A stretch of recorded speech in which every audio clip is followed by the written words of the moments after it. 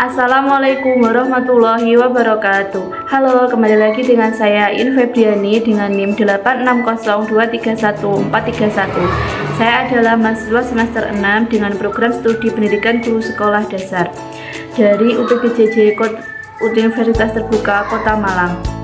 Pada kesempatan hari ini saya akan mempraktikkan yaitu pada modul 7 optik kegiatan praktikum 1 tentang sifat cahaya, di mana saya akan melakukan percobaan pemantulan cahaya pada cermin datar, cermin cembung, dan cermin cekung.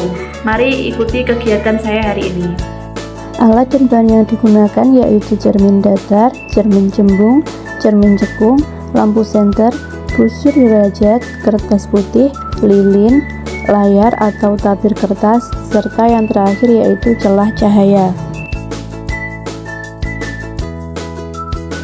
Pemantulan cahaya pada cermin datar. Langkah pertama, melakukan percobaan pemantulan cahaya tanpa adanya cermin datar. Di sini saya menggunakan sisir sebagai celah cahaya. Kemudian kita nyalakan senter. Cahaya senter mampu menembus celah cahaya, dan dapat kita amati bahwa ternyata tidak ada pemantulan cahaya, sehingga tidak dapat menghasilkan sudut pemantulan cahaya.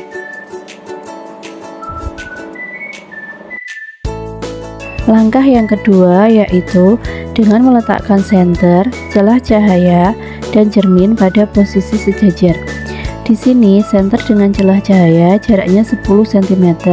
Kemudian celah cahaya dengan cermin jaraknya 15 cm, dan dapat kita lihat atau amati cahaya menembus celah cahaya dan menuju cermin datar, sehingga cahaya memantul searah dengan cahaya yang datang dari senter.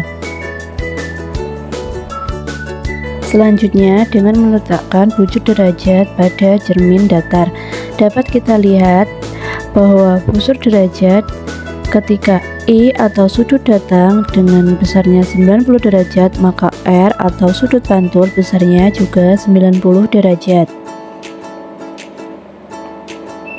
Kemudian apabila I atau sudut datang besarnya 30 derajat, maka R atau sudut pantul besarnya juga 30 derajat. Lalu jika I atau sudut datang besarnya 60 derajat, maka R atau sudut pantul juga 60 derajat. Percobaan selanjutnya, saya akan meletakkan benda di depan cermin datar. Dalam hal ini saya menggunakan lilin. Saya letakkan lilin di depan cermin datar, kemudian saya gesek-gesekkan di depan cermin datar.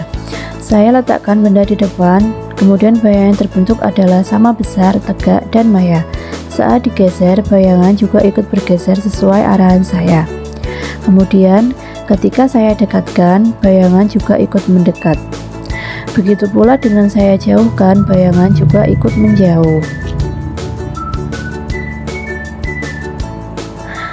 Lalu, ketika saya mengukur menggunakan penggaris, jarak antara cermin dengan lilin sama dengan jarak antara bayangan dengan cermin.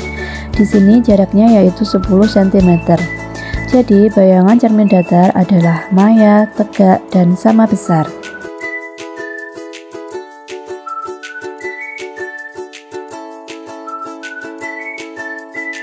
Pemantulan cahaya pada cermin cembung. Sebelum menggunakan cermin cembung, di layar tidak terlihat adanya tanda berkas cahaya. Kemudian saat kita gunakan cermin cembung, dalam hal ini saya menggunakan sendok sayur, berkas cahaya juga tidak terlihat jelas atau tidak terlihat tandanya ada berkas cahaya, karena sifat dari cermin cembung ini adalah menyebarkan pantulan cahaya.